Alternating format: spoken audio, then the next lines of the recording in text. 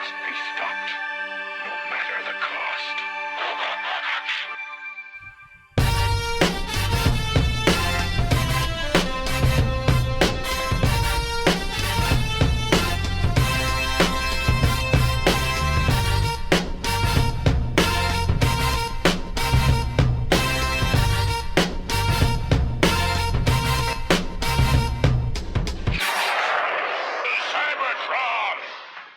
Hello, ladies and gentlemen, and welcome to the Autobot Decepticast. I am your host, Ryan, and we are stitching together every episode of every script deviations from the show proper, celebrating all this Ron Friedman fever dream madness. A lot of you guys have been giving us some super great suggestions for future episodes and directions that the podcast can take, and I know I'm accused sometimes of sounding sarcastic when I'm being genuine. I'm being totally sincere here. So keep them coming. There are no bad ideas. Well, from our listeners anyway. it's definitely bad. Okay. The best way to get in contact with us is to tweet at us or DM us on Twitter. I guess I guess you could try tweeting or DMing us on Pinterest, but it will not be successful. We will answer you, and that is a promise. We'll also have new content starting in the new year. But today, we start with episode 38, which aired almost exactly a year ago, actually. This edition covers the Siege of Autobot City, Part 2, and there are a hell of a lot of deviations about it, Jesus. Especially in my script. Ron Friedman made a fucking banquet out of this. There's so much it could have been, well, it would have been a bad movie, but it could have been a movie all on its own. We run all the way up through episode 50, where Hot Rod puts Cup back together with circuit glitch, diode blown, dimwittery, all included at no extra charge. So all right, hunker down, fuckers. It's part 3 of Script Deviation. I was trying to do that pop thing. There we go. That's the French, whatever. Okay, roll it, fucker. Y'all know what it's time for, don't you? What? I do. It's time for script. I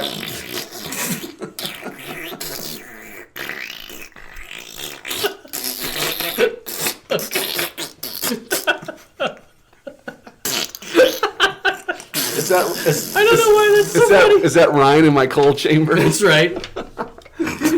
He'll just throw in script deviations wherever. I don't even have to say it. I know, but I'm just trying to get your attention so I can kind of have to keep that in now. I just wanted to hear you do it. It could be an outtake. Yeah, that's true. So Script deviations. I don't have any deviations. Basically, what happens on screen is what let's happens wrap on my this page. Ryan, what you got? Well, in the last minute, it's very similar. Ingester consumes the moon, and then Galvatron is incensed about it, and then Unicron tortures him, and he says, "I will obey," and then he takes the entire force off to battle. So in this minute, Ultra Magnus in Autobot City, he's studying the scanner device as Springer, Cup, and Hot Rod look on amid general gathering of Autobots. So basically exactly the same thing, and he says, "The third moon of Cybertron has vanished," which I went back and looked in the script. That's the munitions factory.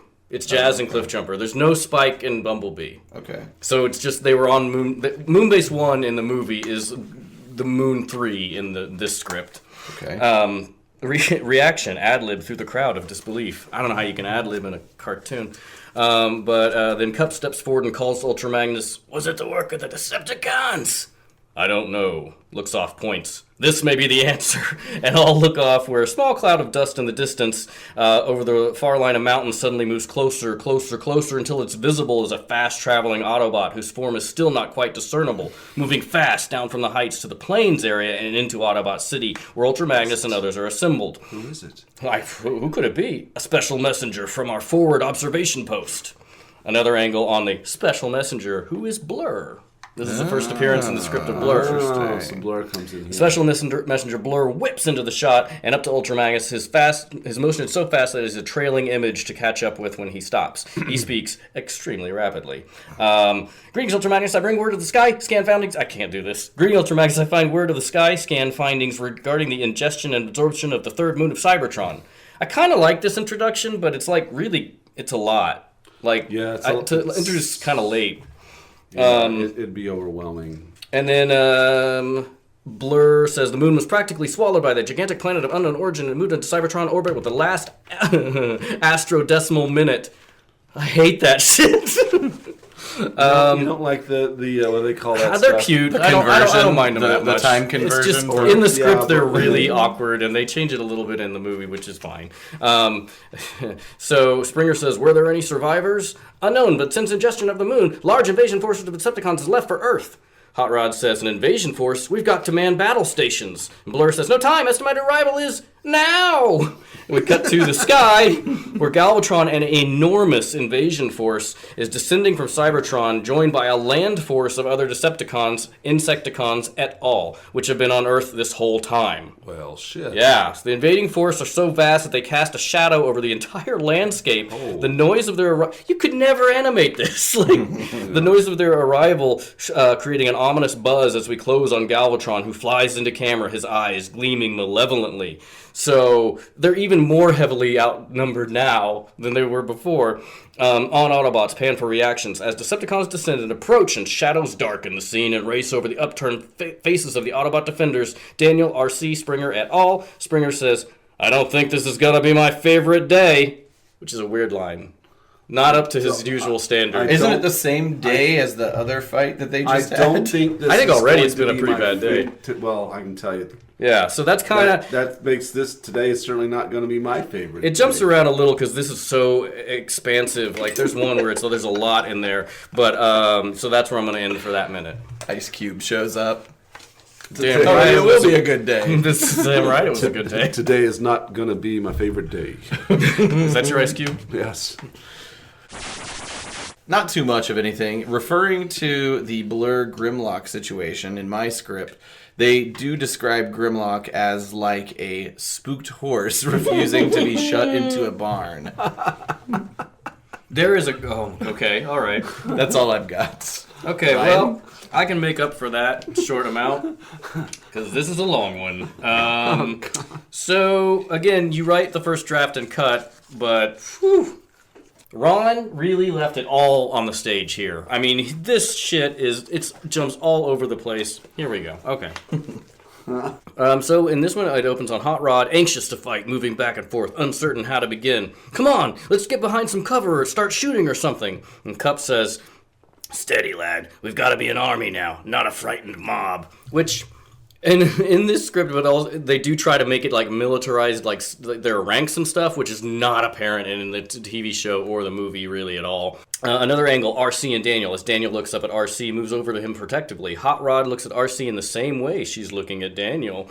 And Arcee says, stay close to me, Daniel. And Hot Rod to Arcee, and you better stay close to me, which is... It's done much better in the movie where they're in actual danger, not just talking, standing on the ground. Ultra Magnus... Does she never have that, like, twist, like, turn that moment on its head where she gets to prove that actually she's tougher than he is? Oh, no, absolutely not. Oh, okay. No, that's because... In Ron Friedman's version of the script, she is just a helpless dame. Yeah, and it works better in the movie with the minimal amount of, like, agency that she's actually given, because she kind of, gets that dig and shows that Hot Rod is a complete buffoon. But, nah, they don't do that in the script. Ultra Magnus unleashes a giant sidearm and motions to Autobot groups to separate into two groups on either side of him. He adjusts the dials on a freestanding console beside him and seems preoccupied with that action and unconcerned by approaching enemy forces. Ultra Magnus, maintain positions until further orders. Hot Rod, we'll be melted down on the spot. Springer, Ultra Magnus knows what he's doing, kid. Don't sweat your circuits. Somebody is very pleased with himself. I don't know if it even picked that up. I heard it, so I assume it picked it up. I'm sorry. I didn't realize that would be as audible as it was. There's that pizza coming back around. And maybe the beer. I'm surprised that hasn't happened any sooner on this series. Next time, just do it directly into the microphone. Well, I imagined that before I did it, and I thought, no, I shouldn't. That'd be terrible. Please continue. All right. I'm sorry. Galvatron and his forces are now directly overhead and coming down lower, and Galvatron, and this is his battle cry, Ingester! That's it. What was our battle cry? Our Thanksgiving battle cry, Caleb? Never mind. All right, he's ruined. Galvatron starts firing it down on Autobots, and Ultra Magnus pulls a lever on the console and hurls himself away from the center of the area. Whoa. Autobots, keep down! On center of area on which he's been standing, a large opening irises in, and a billow of white gas spews up in an expanding mushroom-shaped cloud that explodes with a soft pop sound, and then tinkles like thousands of glass bells as an even larger, fast-expanding cloud of blinding, glittering particles surge upward, filling the screen. And Galvatron says, Optic Dazzler Gas! Speaking of gas. Yeah. Too bad I timed that too early. That would be perfect. I'll cut that in right there. Optic Dazzler Gas. Which I guess it's like a frag grenade, or like that's meant to interrupt communications or whatever. Friedman, you madman. I mean, I put 7 exclamation points and question marks after that. He's crazy. Yeah. Galvatron averts his eyes, shielding them with the flat of his hand as the others are sharply silhouetted against the brilliantly glaring white sky like figures caught in strobe lights in a dark room. On thrust as he is blinded and flies crashing into Bone Crusher, who splats down across several sweeps troopers, falling heavily. On Astro Train, he is also blinded and spins out of control, transforming from train to space shuttle to humanoid and back again. As he spins, knocking Cyclonus and a wing of the Decepticon planes into one another, causing them to crash, zoom away, and through their own forces, scattering them in the sky. All action in a flashing silhouette effects like after images. Over this action, we hear Galvatron shouting, "Cover your sensors and regroup! Follow my voice patterns, you cretins!" On Ultra Magnus as he lands from his leap away from the center to join Springer Cup, Hot Rod, and Arcee. Autobots, fire and take evasive action. I mean, alright, this is basically, we start now the Autobot City attack part 2. He yells and aims his blaster skyward, shooting down Ramjet, who is recovering his sight and turning to strafe. And as Ramjet, in plan mode, streaks sideways across the sky and through more advancing Decepticons, Springer grabs Daniel under his arm and starts to run, followed by Cup and Hot Rod, with Arcee bringing up the rear. So again, we're seeing where Springer is like the one who seems to be taking care of Daniel a lot. Scourge lands and assumes front rank position. Exterminate the Autobots! And Arcee, aiming her weapon at Scourge, get exterminated yourself! And Yeah, fuck you. That burn is not sick. it's not. You'll see in a moment, it's definitely not. She fires, and Scourge is bathed in Arcee's blast of flame, which licks and dances around his body, but doesn't faze him. He shakes himself as flames cease and continues coming forward, firing with his own weapon. On Arcee, as Hot Rod grabs her by the waist and pulls her to one side, as Scourge's blast misses her by inches and melts down a portion of the city. Oh, so Friedman gave Thank Hot Rod Mm-hmm. the Thank God. the move there. And he even chastises her. Hot Rod says, "Practice bravery some other time." Oh, Jesus. Yeah, it's pretty bad. Arcee protesting as Hot Rod pulls her to safety. "But I made a direct hit." I assume that's how she sounded in his head. Hot Rod with a look back at oncoming Scourge. "Not so loud. He'll hear you and get mad." I don't know what that fucking means. So she made a point that she did something good, and he quickly corrected her, telling her, "Don't talk so loud, because Galvatron will hear us." Yeah, there's. Okay, and this is where Springer comes up and says, "Don't get too comfortable. Take care of Shorty here until I come for him," and basically gives him to Daniel. And then this is where Springer, and I feel like Friedman must have loved the idea of an Indiana Jones type character in Springer, because he becomes like a total badass and actually shows some military rank, where Springer says, Hot Rod says, "But I want to nail some Decepticons," and Springer says, "That was an order, Junior." And to Arcee, "Make sure he doesn't do anything too heroic." He turns, tosses a cluster of grenades at oncoming Decepticons as Springer's grenades explode in front of the first trooper, causing him to fall to the trooper behind him that falls domino-like over him, and just to keep doing this until the grenades explode and they tumble away. Then Springer springs up and out with a mighty flexing of his knees, taking this very literally, and swooping sound, springing in bounds across the battlefield between the Decepticons and Autobots. Little on the nose. Galvatron watching Springer shouting to Scourge and Sweeps, who have just joined him, "Destroy him!" And Springer darts this way and that in giant springing motions, so he works himself around and springs, but this is too many springs, between Decepticon groups, exiting just as Scourge turns and fires into other Decepticons, melting them down and enraging Galvatron.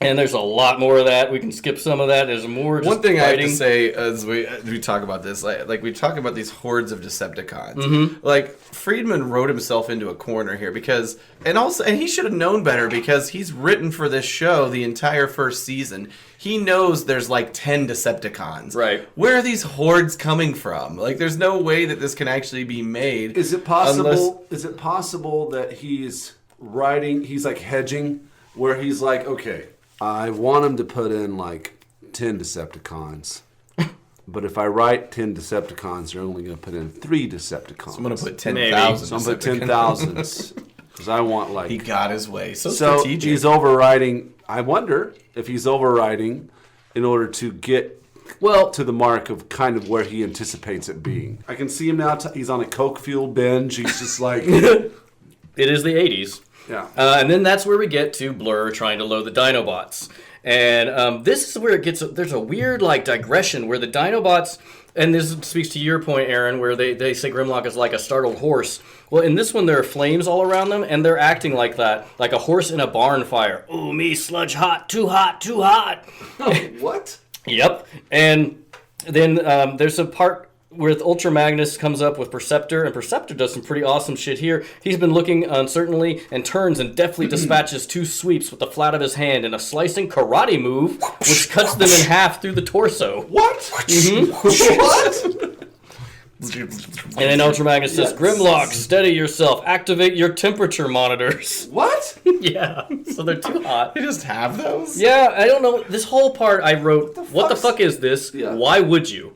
And so then he becomes aware of what Ultra Magnus has said, claws at his chest, opening a concealed panel, pressing flashing lights. Me Grimlock understand. A whoosh of air, and Grimlock's color changes, like metal cooling down from red hot, and he sighs contentedly. Turns and starts swatting Sludge, Swoop, and Slag, who swat clicks on each Dinobot's temperature monitor, cooling them down instantly. What is this? I don't even know. So they were too hot, and that's why they wouldn't get on the ship. It was like making their brains scramble. Well, the city that's burning, is making them panicked, and so I mean, it's real weird. I don't understand this. Turn on your Cyber Prozac administration module. They going through menopause? Maybe so. Oh, and then Ultra Magnus, get the Dinobots on the shuttle. We need their power. At least he explains that. Dino. Blur's like, Blur, power for what? What are the Dinobots going to the shuttle for? I don't understand. Perceptor, why to live and fight another day, of course. Can't you see Autobot City is finished? And that is where Autobot City is in flames, towers melting, walls exploding and collapsing. Good God. Melting in a flood of rock turned to lava. Absolute destruction and desolation is everywhere, and the sky is dark with smoke. I mean, it's almost like he should have abandoned the city earlier and gone after the Decepticons, but that is where I will end that minute. So that was a lot, so, whew. Man, but Good yeah, God. it's just so much. My script is a little bit more refined from the script that Ryan follows. And on mine, it's basically the same. However, it is notable that they left out a couple of lines. When Cup and Hot Rod's ship takes off, in my script, Hot Rod yells, "Yahoo! We're airborne!" And then Grimlock says, "Growl!" I think that might be in mine, too. Okay, good. And that's all I've got on mine. Ryan, please I proceed. have a lot, so I'm going to try to pare it back because a lot of it is just the fighting of the soldiers and stuff. Galvatron is watching this and roars with laughter. Scourge comes up to him and salutes as Decepticons rain destruction down from the skies and hillsides looking at the smoldering city. "Victory is ours, mighty Galvatron. But not complete. Prepare to drain Earth's energy for absorption by ingester." Ooh, so Earth is gonna get chomped down. He says also, "I shall not rest until all Autobots and their Earthling allies have been crushed to molecules beneath my heel." Meanwhile, I hate to interrupt, but we haven't seen a single other human form of military force. That's or true. Anything take any sort of action. So I wonder if maybe the town over in the next valley is just like. But they don't like even know what's going on. I don't see anything. Keep your eyes down, Marjorie. Yeah. We don't see that. That's not our problem. I wonder if as just part of a strategic thing, the Autobots built their base in as desolate of a place as they could, although it's gorgeous. We did talk about this. Maybe they did that on purpose to be away from civilization. Well, they needed to build it in like the Sahara Desert and not like the lush greenery of the Pacific Northwest. All that sand's going to get in your gears. I guess. I don't know. Build it over the ocean? Fuck, I don't know. In the ocean, like the base for the Decepticons in the show, which was a great idea. Build an island. This is the weird part. Okay, they're close up on Galvatron. His eyes gleam with malevolence, and he roars, "Then I shall rid myself of Ingester and take my place as Lord of all that shall ever be." I'm like, maybe just think that. Maybe don't scream it. To say it. I like how they use the word malevolent very often in this script. I think Friedman was a big fan of that word. Yeah. How about benevolent? Maybe Prime is benevolent, and you all right, moving on. That's my new restaurant, Bunevolent, and it's all like sticky buns. And you have men with man buns. It's an all male. Oh, the commercials are X-rated. Okay. They cannot be shown on TV. By man buns, I meant the haircut, not the top knot buns, which also sounds sexual. Top knot. Let's get in the top knot position, baby. Listeners, what do you think that would look like? Right Maybe this is something we should take to. Oh, no! Decepticons After Dark, baby. Oh no! All right, let's finish this shit. So there is some more fighting, like Power Glide and Warpath fight in here. What? Yep. I missed those guys. They're battered, but still operational. They zoom in toward Galvatron and forcing him to run and fire at them over his shoulder. Then Springer... there's a hold on an area of rubble and twisted steel as Galvatron exits the scene, pursued by Warpath and Power Glide. A beat, and then... Blow! Exactly. Boomba! Then with a sproinging sound, Springer pops up from a hiding place beneath the rubble. Like spring. Yeah, like it's fucking spring. I'll put that sound in, actually. Because he's Springer. Did Ron Friedman name him Springer? That's No springs. You need to post. You're gonna have to post. Springs. You're gonna have to post that. I will, absolutely. No springs. And then Springer says, "Ingester, huh?" He springs off rapidly, dodging Decepticon fire. He springs off, springs and springs. Yep. He is Springer. I hate this. This is not good. Yeah, and then there's Blasters in command in another section. With him are Windcharger, who's dead in the movie, Mirage and Gears, who are all back-to-back firing at the surrounding Decepticons Blaster. Keep feeding them fusion fritters and laser latkes. We ain't finished yet. Laser latkes. Is Blaster Jewish? Yeah, that's, I guess. I mean... Is it time for a Seder? Is this the Passover holiday? And What? But you gotta say it like... You know I never fight on the Soma Shabbos. You gotta say it like circuit solders. You gotta get alliteration. Like... Cybertronic Seder? Cyber Sabbath. Gears says, but not far from it, our energy is running low. Then throw something at him, babe. Man, there ain't nothing no Decepticon's gonna get from me but flame and shame. Yo! Hey, at least he's talking the way I want him to talk. Cyclonus swoops past and bombs Gears to pieces. The force of the blast throws Windcharger up and away, and Blaster says, Gears? Oh, man. Looks up, and pieces of Gears rain down on him onto Blaster's position as an arm, leg, and a torso fall. I'm like, God damn. Well, that's Friedman. If he's not murdering an Autobot in the worst possible way, he can't get his dick hard. If he's not murdering an Autobot or making Arcee look like less of a contributor to the cause. I think the time has come to hide my pride and run. That's Blaster? That's Blaster. Okay. Turns, followed by Mirage and other Autobots as they run away. Hot Rod, Arcee, and Daniel are behind cover. Hot Rod says, I have bad news and bad news.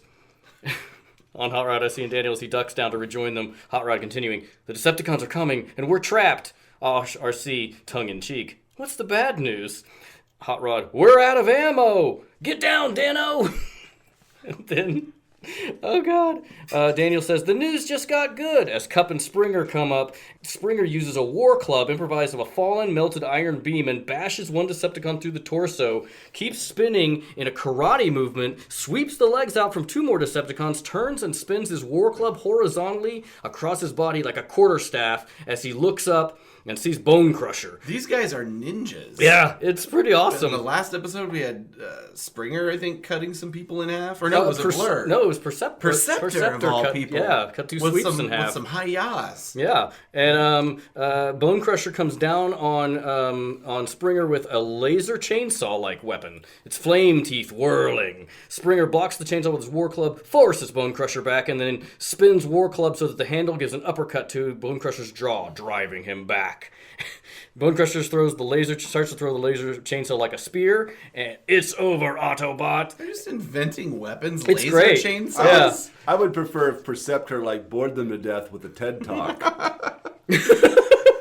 And then he throws the laser chainsaw, which Springer dodges, and then hurls his war club like a javelin. And the javelin pierces Bone Crusher's torso and drives him back, nailing him to the wall. He's furious and starts pushing himself forward to get off the pin with an angry growl as Springer hurries to Hot Rod, Arcee, and Daniel, and with a mighty effort, holding them. Cup grabs two Decepticons, holding them around the waist, lifts them above his head, and smashes them together until they hit the ground like a double-backed beetle, arms and legs working, going nowhere. So there's a lot of melee in this one. Christ. It's the War for Autobot City Part 2. Yeah, it really is. lot. It's so much. I'm gonna skip some more of this because there's some more crazy fighting. There's an endless line of Decepticons are delivering and stacking Energon cubes under Scourge's direction as Galvatron sweeps into the scene, followed Cyclonius. Where are they getting Cyclonus. these cubes from?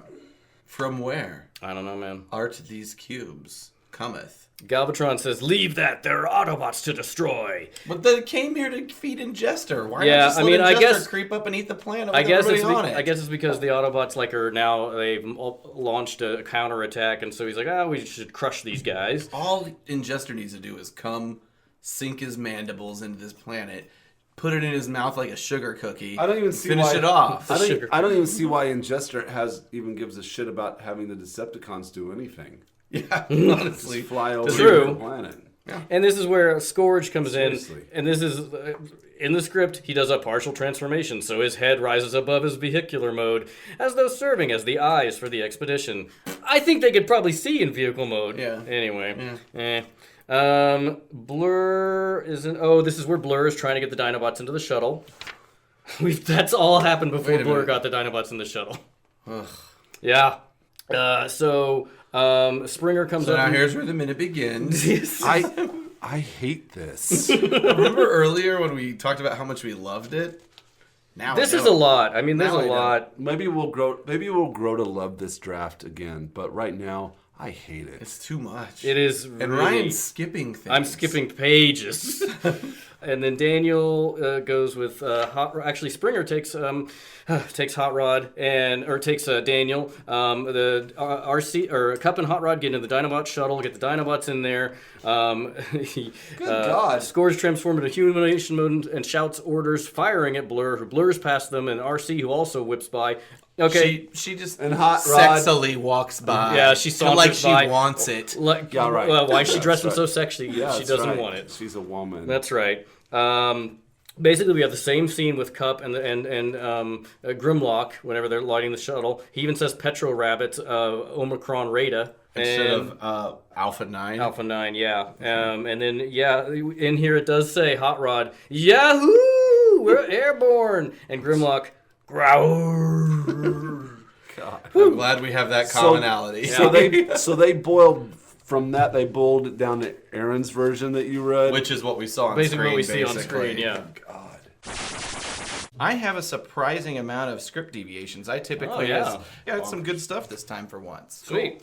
There's some dialogue that didn't appear. So at one point, Ultra Magnus says to the crew, "No time to preheat.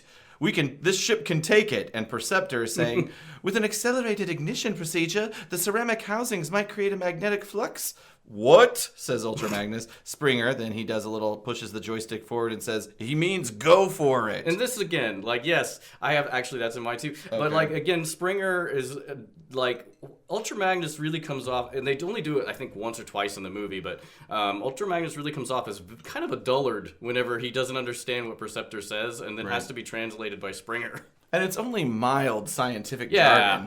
jargon. So, I mean, you get more in depth if you're watching an episode of Star Trek. right? Yeah, no jargony. kidding. What do they call that jargon? Is there a name? Technobabble. Yeah, right on. Springer pushes the joystick forward. The rockets surge, and when he does this, I guess a sweep is flying underneath the ship, and it melts a sweep. An accidental Decepticon kill. That's right. There are more battles in the air. Like in the sequence that I have, there's like lots of dogfighting, and within that dogfighting, there's sort of these like Top Gun style moments where Springer gives a thumbs up through the window at Hot Rod and the other ship. Yeah. And finally, at the very least, this script has an explanation of how they shake the Decepticons. So to finally shake them, Cup and Ultra Magnus communicate via radio. I hope I'm not stealing too much thunder from Ryan, but they communicate via radio. Remember what we did off Beta 4? And Cup does remember that. So they fire missiles at a large asteroid, which is split into several parts, and it serves as kind of a screen for the Autobots. And the script actually says, think of this scene as the video game Asteroids. Vector graphics. So they fire at this asteroid. It splits into several parts, which hit other asteroids and split them into several parts.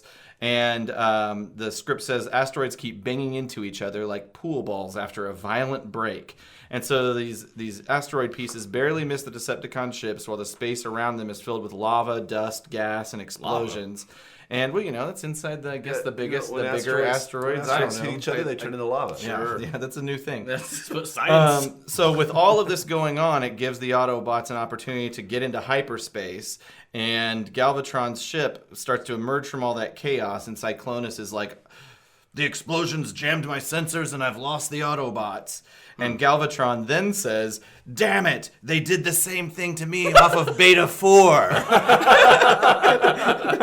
So this makes no sense whatsoever. I mean, I like the explanation of how the Autobots got away. At least that happened and would have been exciting to see on screen. But like, Galvatron was just created into existence. Maybe it's another Megatron thing. Was it a reference back to Megatron? Maybe so. Yeah, maybe so. Maybe that's vestigial Megatron. That's way different than mine. Okay, awesome. It's pretty much the same. They start to take off, and there's a thumbs up. There's no part about what we did on Beta whatever. Okay. They do something else. Springer says this will be a piece of carbon cake. Oh, God. And then hold the icing, whatever that fucking means. He says this will be a piece of carbon cake, hold the icing. That's right. And then... I don't like icing. I'm starting to kind of like Ron Friedman a little bit. Mm-hmm. The ship's taking a bunch of hits, and Cup says, Roger, but not for long. We're getting pasted. And then Ultra Magnus says, strap in. We're going to Hypervault. Hypervault? And Cup says... Is that like Al Pacino's vault? You mean... Al Capone's vault? Al Capone? Al Pacino's vault is much different. Did Al Pacino play? Hooah! No, Al Pacino never played Danny... Capone. Robert De Niro played Al Capone. Delete I want all their of family this. dead. I want their kids dead. That kind of shit. Yep. Yeah, we'll be I've cutting never all seen that that. out. All right. Okay. No, it's staying. And then Cup says, vaulting now! Okay, I'm just going to read this because it is bonkers. All right. On the shuttle, as first Ultra Magnus' shuttle and then the Dinobot shuttle shoot forward and up through Astrotrain, the Decepticons with infinite speed. The image of each shuttle trailing after it, creating an enormously long and continuous after image that, unlike Blur's trailing image, does not fade as it passes. This long, long, long after image, like a frozen snake of a picture showing the shuttles vanishing into deepest space, suddenly swallows itself up from foreground, reeling up into itself in the infinite distance of space where it vanishes into a blazing pinpoint, which then vanishes completely, accompanied by a musical inhalation of sound that echoes distantly and then also fades away, leaving only blank space where it had been.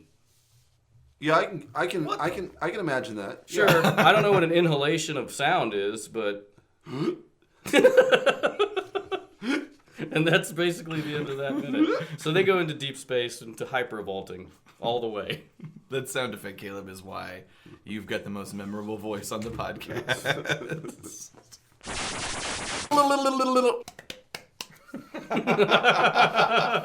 My script actually has this note in it, and it says that this part of the movie that we're watching that's on screen right now, a good thing to put at this part would be a song about optimistic adventure with the suggestions that all dreams might not happen. Oh my God!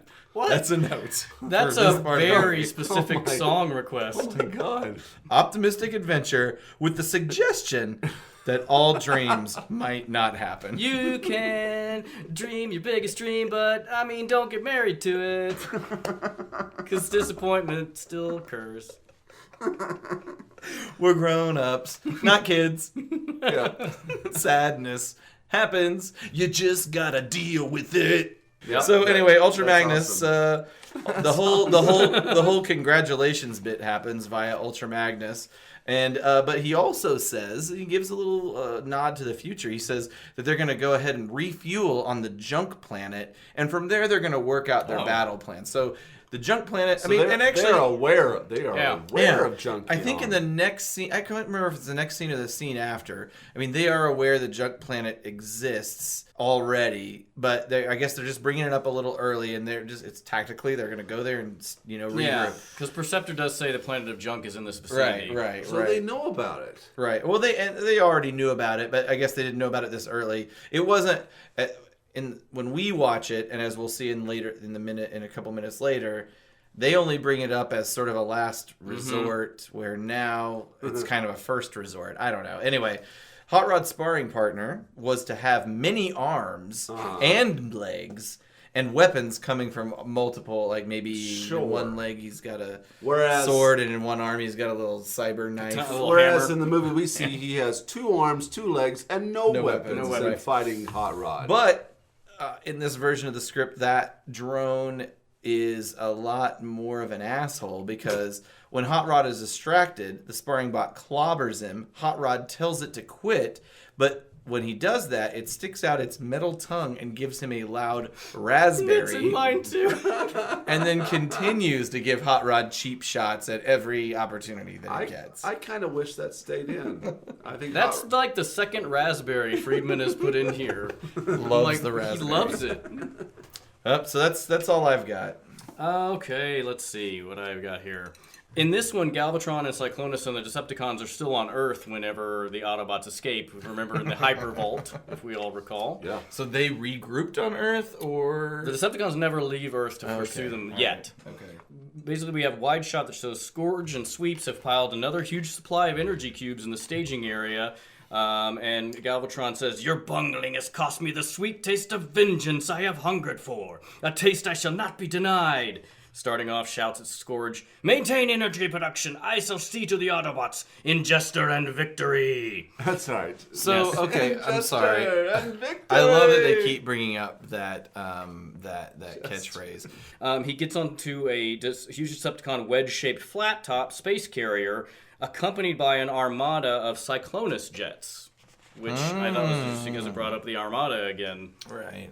But here's another part where it really deviates, where they left other Autobots on Earth, which, I mean, I guess the movie never really addresses either, because we cut to Blaster. As far as we know, Blaster's the only person left on Earth. Please tell me in what our- Blaster says. Yeah, Blaster, he's accompanied by other Autobot wait. survivors, Trailbreaker and Sunstriker. All show battle damage, and they're guerrilla fighters now. And Blaster says, "The shuttle's made it through, but we still got lots to do. We're gonna play gorilla and make every day a thriller." Whoa!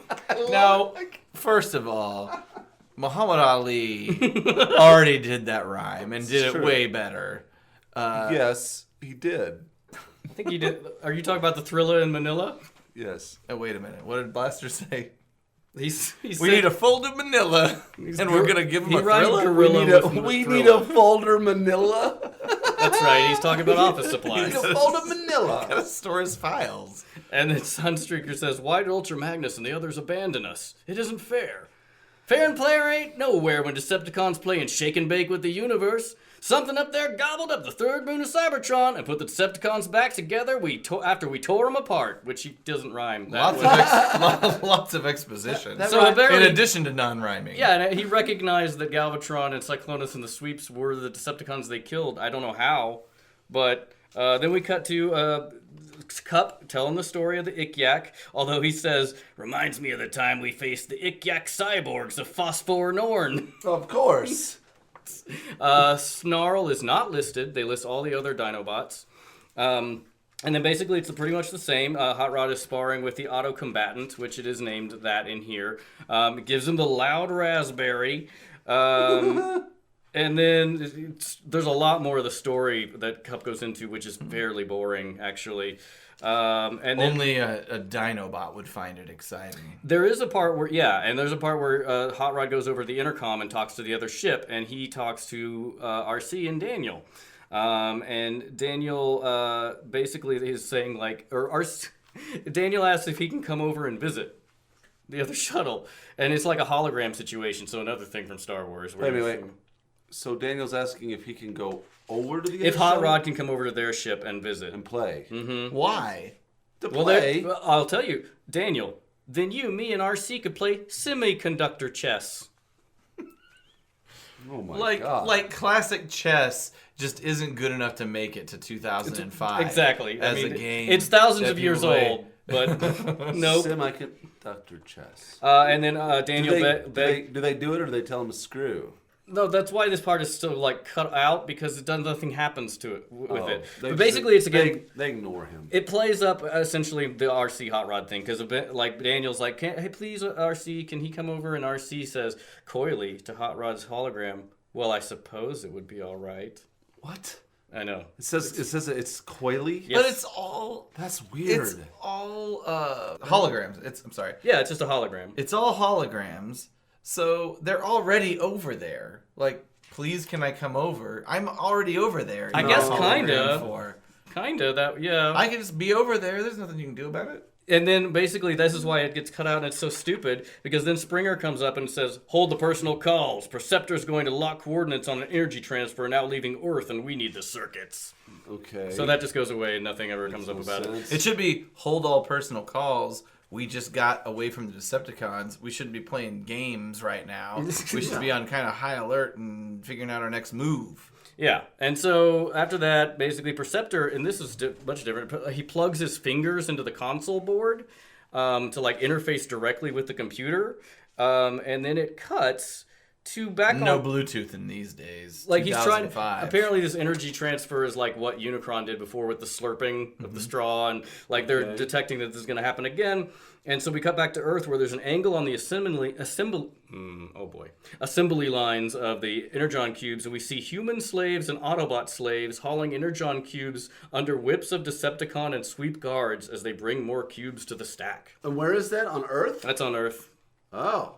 Where they're assembling more energy, and basically we we cut back to Perceptor finds out where the energy is going, which is into Ingester, and kind of has a weird that's shocking reaction. And this is the point again where Galvatron has now found them, and basically we get into this is kind of where the space battle happens, where Springer is uses an ACAC gun to shoot at them.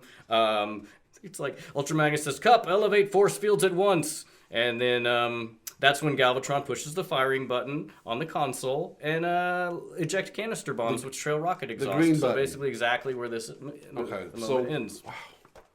Wow, that's... But it's funny how sometimes these minutes of yours, of this original or maybe a second draft of Rod and Friedman's, do end up in points. Like there are these kind of vectors of where it ends back up. Yes. But it gets back to the end of our minute. It does. It's just so But much in it between. is nothing like what happened. Like all this bullshit about the cyber chess and the holograms, Semiconductor chess, and the please. slaves on Earth, and the Autobots and the humans. I am amazed though that it does seem to sync up. It gets back on the rails. And I think that must have been what Dilly did, who paired all That's this it. stuff out and just kept beats.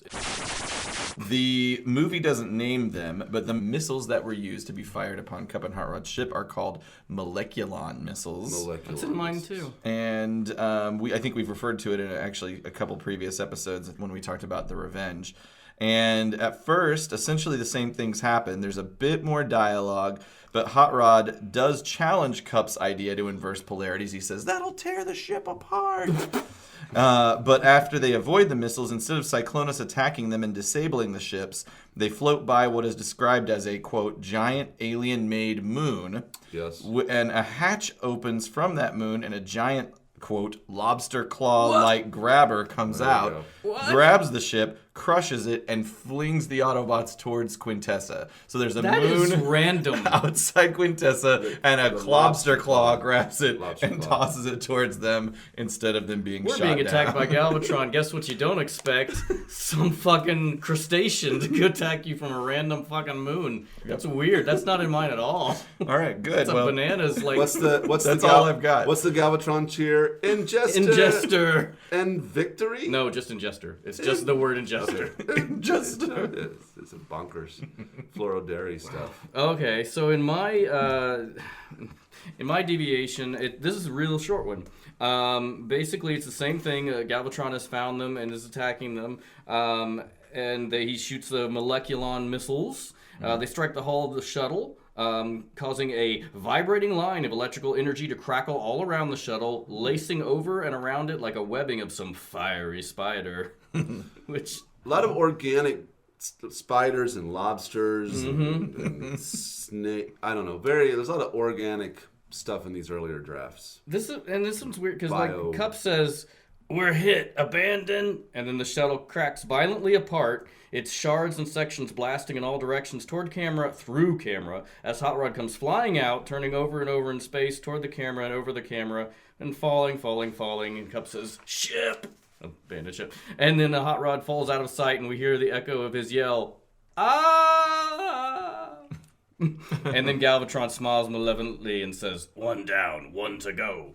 And that's pretty much it. But there's no mention. I haven't read very far ahead. There's no mention of like a planet, so they're just falling into space. So between the Friedman original and what I assume is the Friedman or Dilly draft rewrite, they actually took away crazier. Galvatron's glory and Yeah. created the lobster claw moon. It's weird. It's a weird thing to like. Yeah. I love it.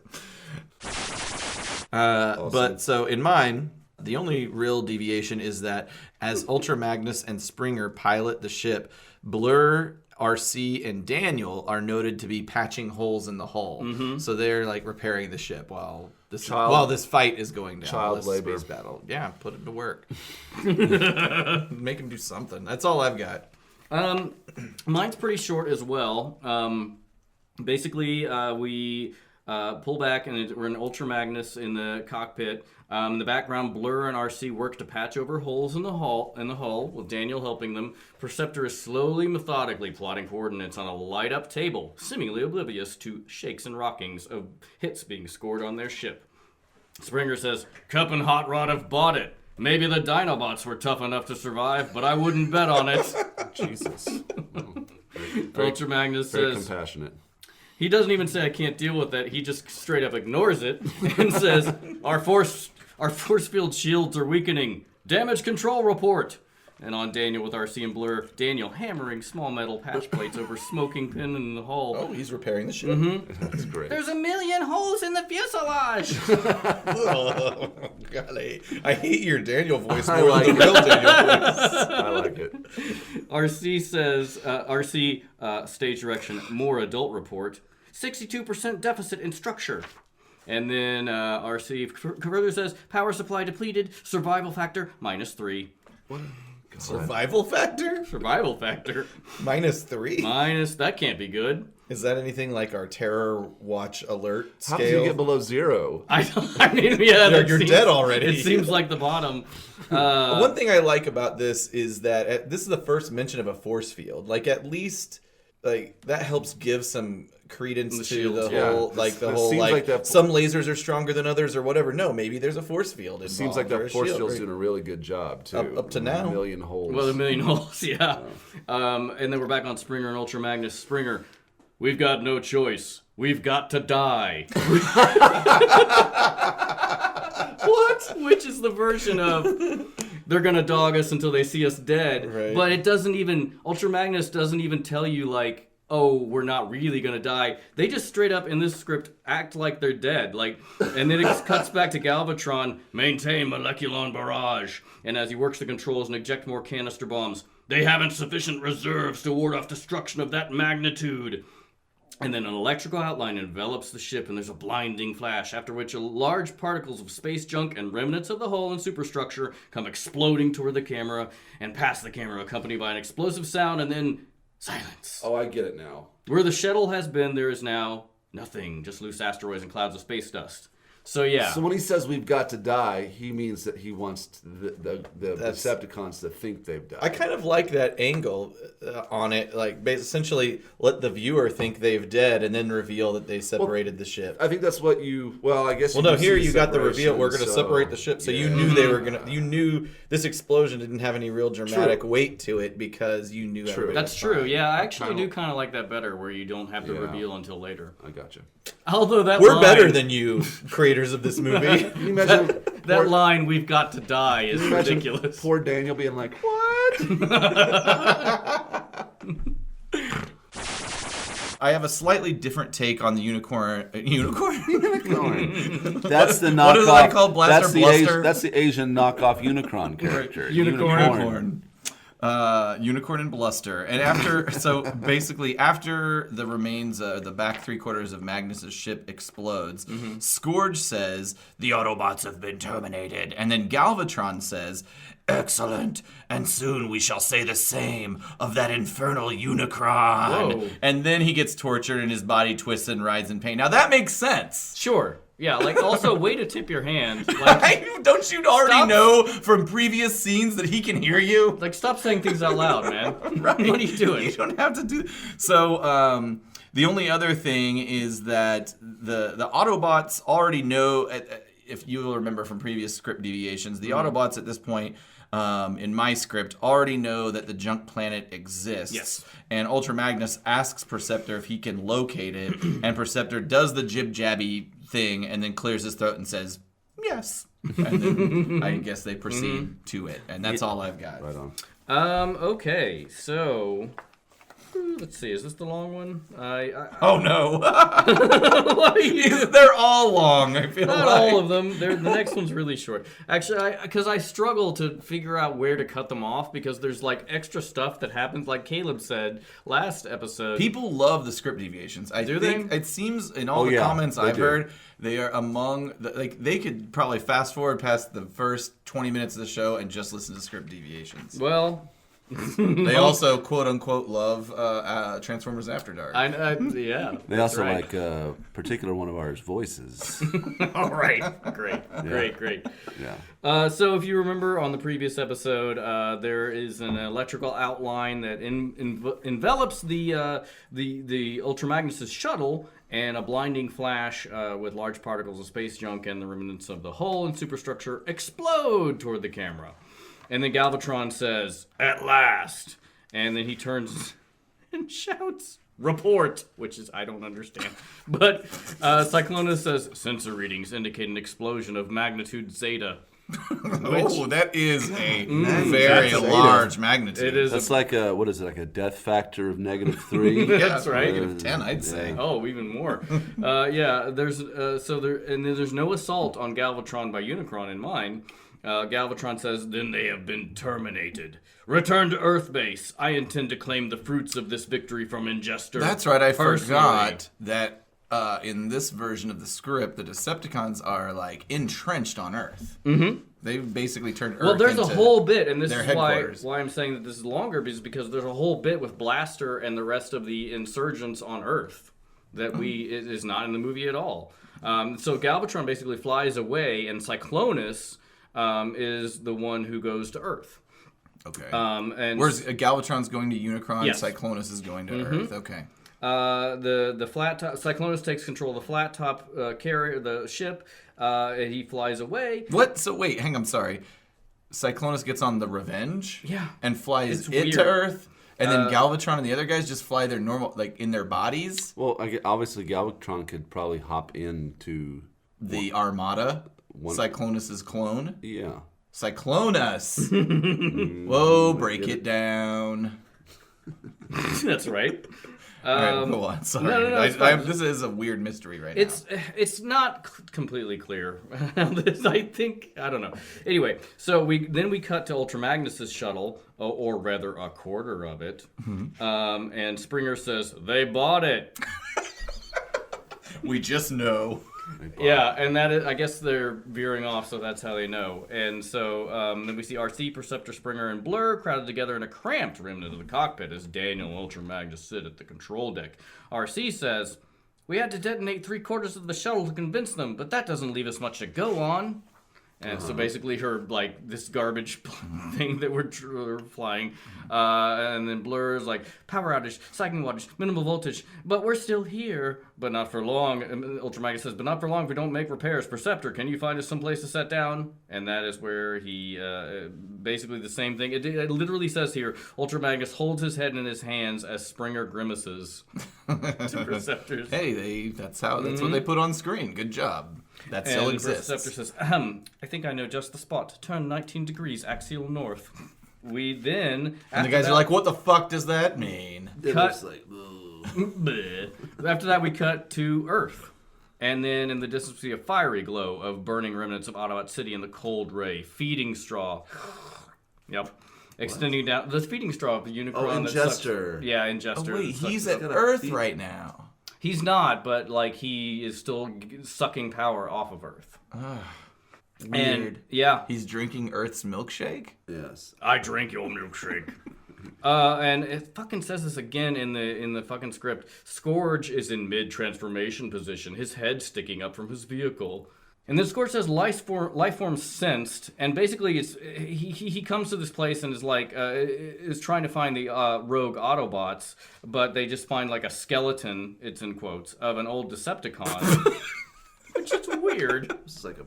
Keep going. Yeah. Proceed. And then Scourge says, it's one of our troopers. He must have been terminated yesterday. What? And he picks up from the Battle of Autobot City. I guess, yeah. Or a battle of Autobot City 2. Mm-hmm. And then he picks up one of the eyes of the robot and says, "Take it back to the spare parts bank. A functioning unit may have need of it. Sweeps, transform," and they fly away. He just grabs an eyeball. Yes. What is the point of this scene? It's not moving the story along at all. Yeah, no, it's meaningless because it makes no sense, which is why they cut out. This is awesome. And then Blaster comes out after they fly away and says, "Those ugly suckers will be back. We got to keep rolling until we can put enough muscle to boot their bustle." Are you sure that's not Jazz that came back? I do. Jazz and Blaster, I do have a similar... I was going to say they have a similar cadence and inflection. Sunstreaker and other Autobot survivors crouch, ready for battle, weapons drawn, as sound of approaching vehicle draws closer. There are shadowy trees, and then a dark vehicle hurtles toward the camera, and Blaster says, "Mess 'em up!" And then Wheeljack comes into the picture and transforms. Wheeljack, who in the movie is dead. Right. So he's still alive here. And he says, "Hold it!" Blaster, Sunstreaker, and other Autobots react happily. You gotta do a Jersey accent. I know, I'll try to. Blaster says, "Wheeljack, I figured you got incinerated in the city. I sure am glad to be responding to your image on my optic reading circuitry." Let's read that again. Let's take that one more time. Take 2. "Wheeljack, I figured you got incinerated in the city. I sure am glad to be responding to your image on my optic readout circuitry." Yeah! Did they all end with a... Yeah, they do. Yeah. It says, yeah. It literally says, yeah, and then I wrote Jesus. What is that? And then Wheeljack says, "You might not be so thrilled when you hear what I've got to say. I've been tracking the shuttles, Ultra Magnus and the Dinobots, ever since they blasted off," and lowers his head. And the Sunstreaker says, "Well, go on. I hate suspense. Are they all right?" "The Decepticons use moleculon devices. There's no mistaking the readouts." And Oh, because the ship blew up. Blaster says, "I don't believe in readouts. I believe in hope. So far as I'm concerned, everybody that counts is still operational somewhere." He's so delusional. "Now let's get some gone. Now let's get us gone whilst the gone in is good." It's hard to say that. Let's see that. Where is it?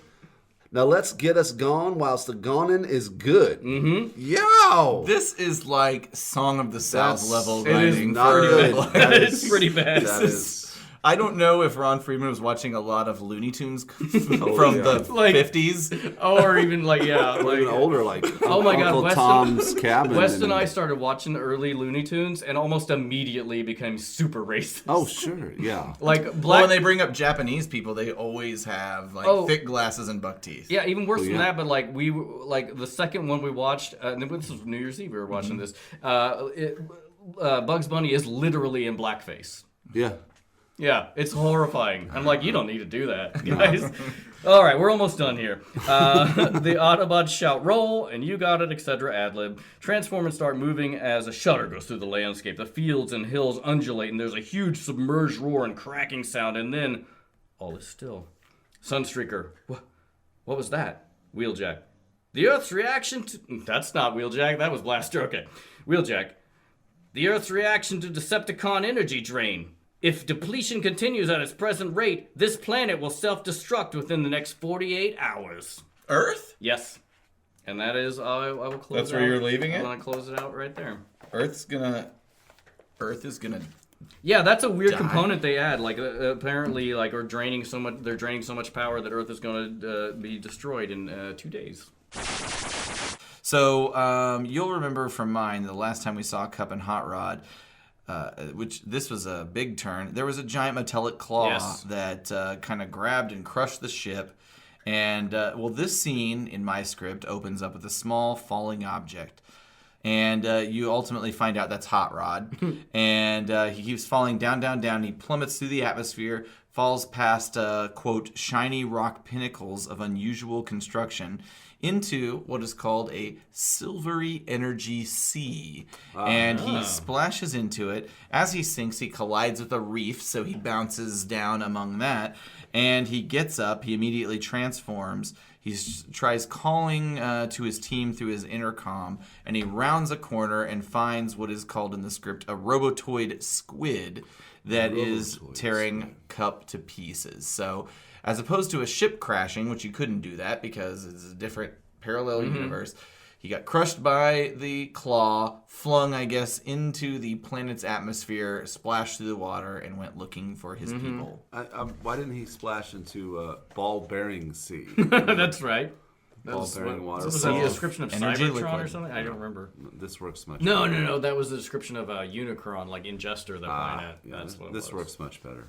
In mine, on the last one, we cut from Blaster and Sunstreaker and Wheeljack, who are... Those guys. yeah, they are Jesus Christ. insurgents on Earth? Okay. Now we go back to deep space. A shot that features a new planet of an odd, distorted shape and color. Something like a huge Baroque pearl which wobbles on its rotation in an atmosphere of nacreous gases, which I How had can to... a pearl be anything other than a pearl? How can a pearl be Baroque? Well, if it's like run out of money. Thank you. The auto pun Deceptas. That is an interesting description, a Baroque pearl. I mean, I understand the Baroque style, but then I guess... Well, no, I get it. You just drew No. The Joker symbols. The all planet's the shape of a sphere, so he's, I guess he didn't want to call it a Baroque-styled planet. He just calls it like a Baroque pearl, and it kind of makes it sound more pretentious and... Well, then he wasted too doubles much down time. also by great. saying that it has an atmosphere of nacreous gases, which I had to look up that word. Nacreous? It means mother of pearl, or incandescent. I think he's just Double pearls? I think Yes. he's going for color. Yeah, He's yeah. going for visualization. Yeah. This is the planet Quintesson, which is what they call it in my script, and it should be completely distinct in appearance, so it cannot be mistaken for the larger planet toward which Ultra Magnus is now heading. Is it Quintesson or Quintesson? in the movie, Quintesson. In the show, it's called Quintessa. Quintessa. Okay. I believe But it that's doesn't right, isn't exist. I think they blow it up in Five Faces of Yes. Darkness. But anyway. Okay. A small falling object appears high above Quintesson and hurtles down, down, down until it's in view and we see it is Hot Rod, just like your Sounds script, Aaron. familiar. Alignment. And then toward the planet, trying to change the angle of his fall, regain his bodily control as we move down with him. Hot Rod says, "I'm getting space sick." Oh. As Hot Rod plummets down through layers of atmosphere and continues to fall, we track him all the way down and move alongside with him as he falls past shiny rock pinnacles of unusual construction This and sounds bizarre landscape careening very wildly. familiar. Then we change on Does it the- say Dolly meets, Picasso? It does not. It does not. Is that what yours says? No, I said that. Oh, let's see if it you're... actually- Me. Is that Starscream making a cameo? Bye, everybody. I'm done now. See you later. Wow, weird. Oh man, he comes and goes. All right, basically, Hot Rod that was falls. fun. Yeah, Hot Rod falls into a sea.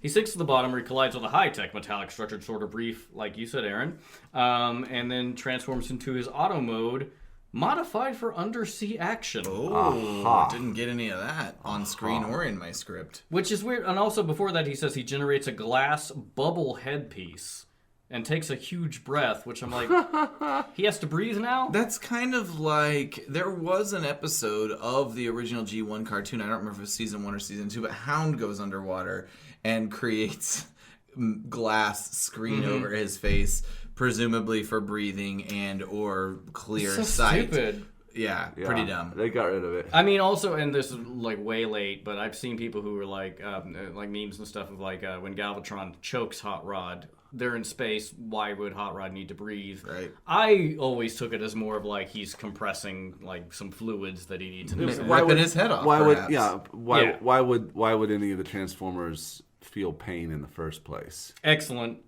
question. So Just or have like it. us, why would we feel pain? We don't have to. It's just a signal. It's just a signal to say this shouldn't be happening. it's a Well, ref- true. It's a an reflex. Well, it's an We- evolutionary, Yeah, but the old development. But the Transformers, I mean, if they're, Why couldn't they have that too? It's It's just in their true. brain. This shouldn't be happening. Okay. why could they turn There it we go. off? Well, I mean, they're still It's not about turning it off. It's about you got to know that it's happening I wish I to could. react properly. yeah, they're still just Caleb, they're you're still fired. I wish I could turn off the pain. They're still okay. Moving on. The Robotoid squid is tearing Cup to pieces, removing arms, legs, feet, a hand, which is a weird note. A hand, yes, and tossing them across the ocean floor. I don't know why he wouldn't be eating them. Like, why does he need to tear them He's apart? just there to be. He's just a big destructive baby squid. Yeah. And then I'm going to tease a little bit of the next episode because it's weird. But then we go on Hot Rod, and Hot Rod screams Cup. And then he uses his sidearm to blast the squid, which reacts by releasing a laser print ink stream, which boils out in the water in a series of dots and X shapes. yeah. Dots and X. They're going digital. Which, yeah, Why wasn't it zeros and ones? I don't know why it doesn't make I mean, any if you're gonna sense. do that, But that's where I'm going to stop. That's really interesting.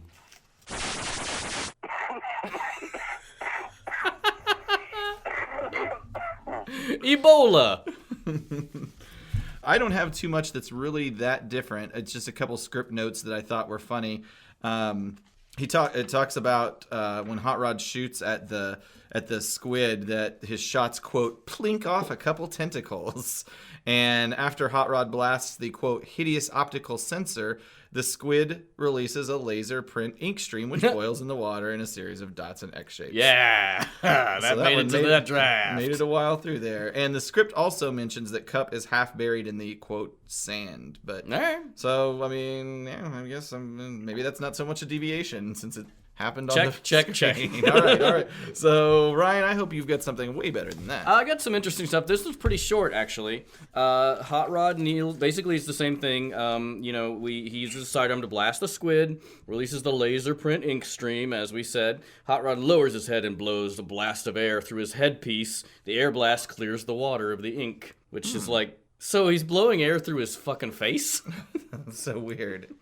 Okay, and then that clears the water, revealing Cup's head and torso half buried in the quote-unquote sand.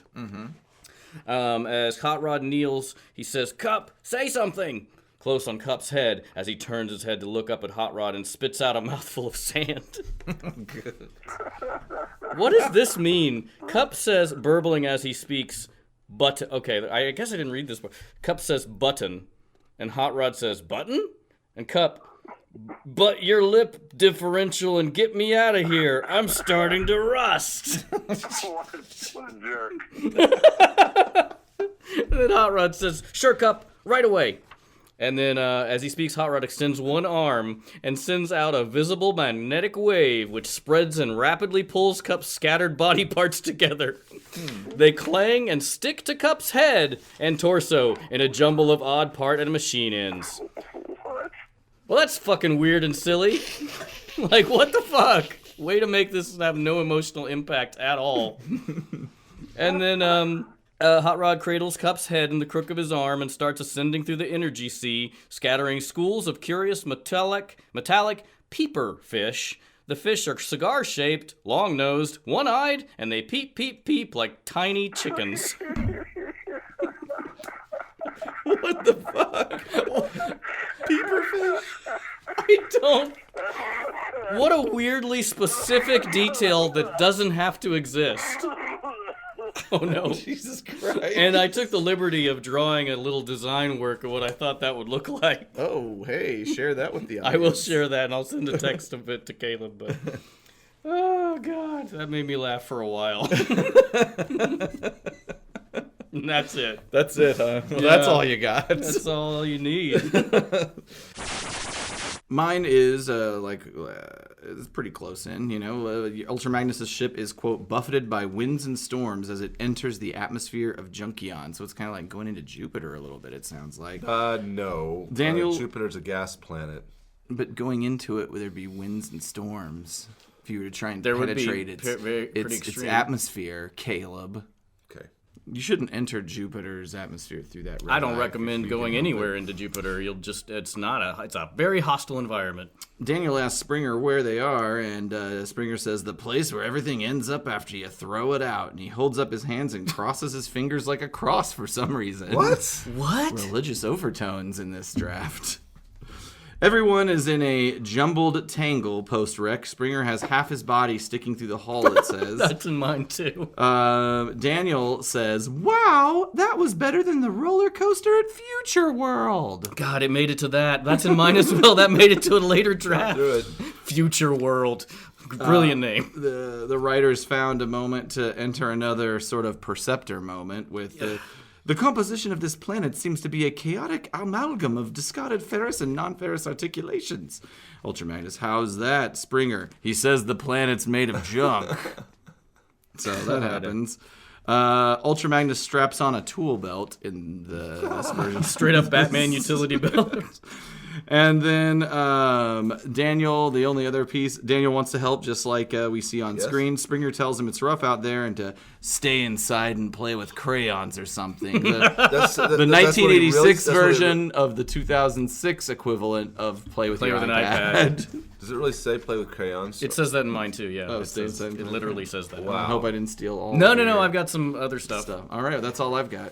Well, with mine, I had to skip because actually for episode 50, like they don't change back and forth. They stick with Hot Rod and Cup throughout, and it does that in mine as well. Do this later, so yeah, I had to jump forward. Yep.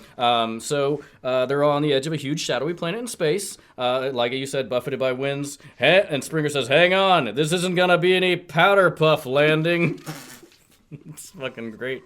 It shakes and rattles violently. Daniel hangs on to structural members as Arcee holds him, and Springer has himself braced across both of them. In background, Ultra Magnus, Blur, and Perceptor are clustered around structural supports near control deck, and Ultra Magnus punches in some buttons, then turns away to face the rest of the group. Daniel says, "Where are we, Springer?" And Springer says, "A long way from home, squirt."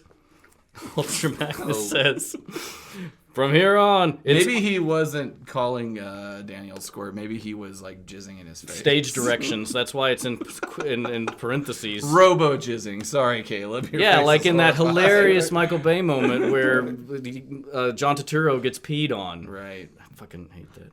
Anyway, Ultra Magnus says, "From here on, it's automatic pilot procedure." Blur, very fast, very frightened. "The automatic digital extremity crossing," which he crosses his fingers. Mm-hmm. I'm like, nah. And then basically, the ship crashes. It is the same as yours, Aaron, pretty much from there. And then Springer, pulling himself free of the hull wall, "Remind me to give the autopilot a raise and a free lube job." Whoa! And That is hilarious, but also it's interesting because he says, remind me to give the autopilot a raise, which only makes sense because Ultra Magnus said they were on autopilot. In the movie that we see, it doesn't make any sense because the Ultra Magnus was piloting it, and I never thought of that. That's true, yeah, I never did. Why would you put autopilot on if you're crashing and there's... It doesn't, yeah. Ultra Magnus, remind me to give you a raise. And a lube job. You're going to explain it anyway. Well, I was going to let you do it. You were getting ready sorry, to jump I into it. screwed up. No, Listen, you don't hey have to guys, apologize I to don't me. care who explains it, but someone so- please catch me up. So basically, we have two scripts. Ryan has an early version. Aaron has a later revision. And we talk about how the original writing on the script deviates from what we're what we see seeing on on screen. Oh, damn. So, I actually don't have anything really. So Okay. I'm looking forward to yours. That the only thing I just point out a couple notes that the script says that the suit, quote unquote, fits over his body like a grid work metal cage. Yeah. And the training goof off sequence is pretty much the same, but in my version of the script, it's Springer that says showtime's over instead of Ultra Magnus. That's all I've got. So I That's hope you very got some- similar, actually, to mine. So here's where we start. It basically starts with Arcee. She steps forward with a smile. The grid-like suit. What could that mean? I don't know what a I don't grid-like quite get suit it either. is. I mean, I think about the grids they used when the Decepticons were transformed into their new forms from their old beat-up forms, and I don't know. I mean, I guess it means I like was just a picturing some skeletal suit yeah, of I some don't know, kind. yeah. And then Arcee says, I think Daniel can make himself useful with this.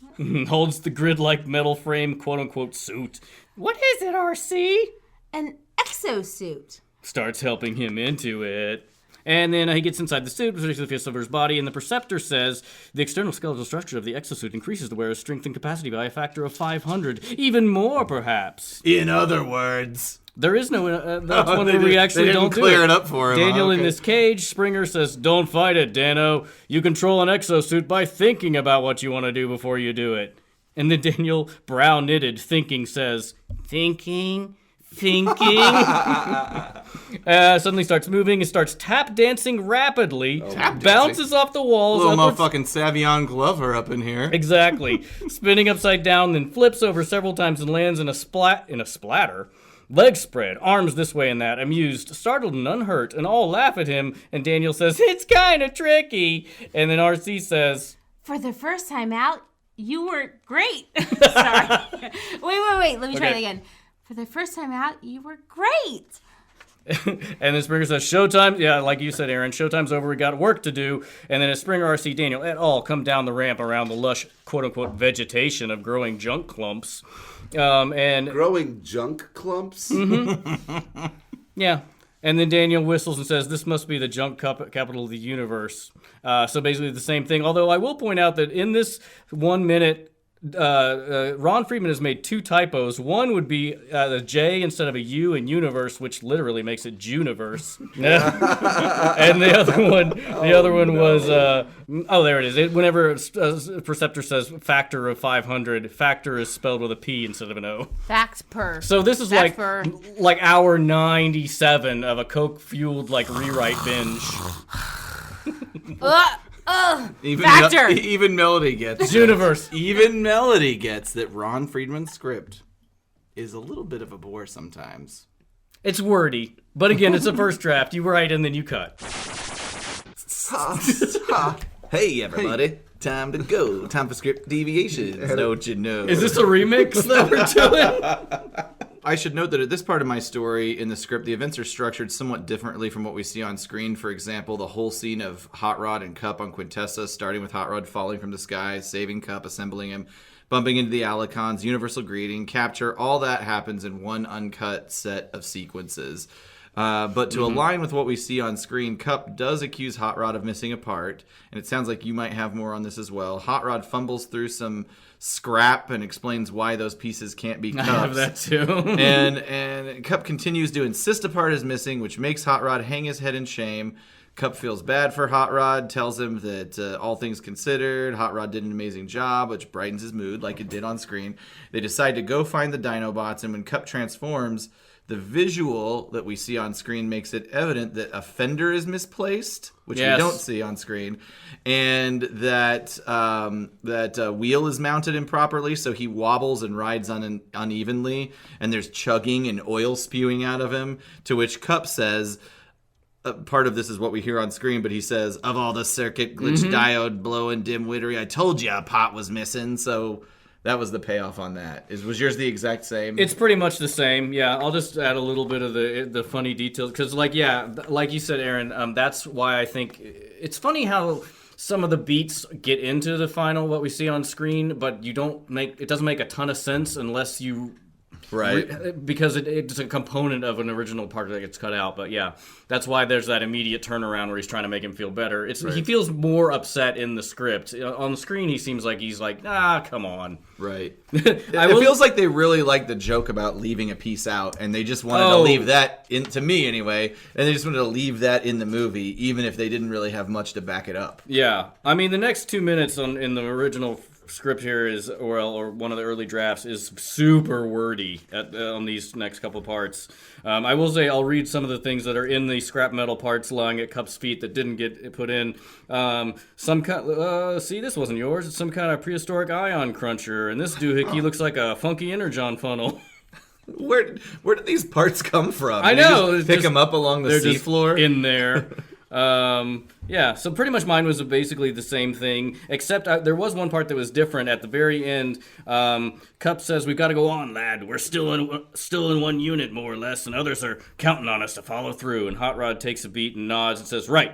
So let's stop reminiscing and transform. We've got to find the dinos and get off this jerky little planet." So it's actually Hot Rod that says Cup's line in the script, Right. And I think that works better with making him start to become a leader. He's taking control. Yeah. That's right. Love it. I don't know why they flipped that, but whatever. Oh, one more thing up top. Hot Rod is completing the reassembly of Cup, who stands there impatiently, like a man being fitted for a suit he is going to hate. That's Actually, the strangest simile. No, I like that a lot. Why would you? It doesn't make it. I get it, but it's like it's very strange as to how that would ever happen. But I can immediately picture. It's a weird analogy, but I Sure. can immediately picture how he's. It's true. It was just so weird. Like it just made me laugh. Just I'm gonna start to try to use that in my day to day. like a man being fitted for a suit he is going to hate. That's our new show for the week, ladies and gentlemen. That's our recycled show for the week, ladies and gentlemen. Again, stay tuned for all new content, definitely starting in the new year. That is the APTC New Year's resolution. I'm making a lot of unilateral proclamations this episode. Speaking of avarice, it is gift-giving time, and our store is open.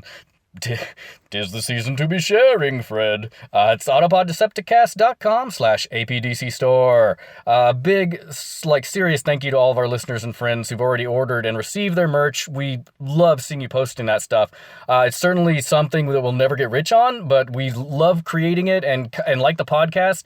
The point is for all of us to celebrate and share in this thing we enjoy together. So tell your friends, comment, subscribe. We are at APODcast on all of the things. We're on iTunes. Oh, Lord. What has happened to me? We're on iTunes, Stitcher, Google Play, TuneIn, and probably any aggregator of your choice. So until next time, pistols at dawn. Bye, bye, bye.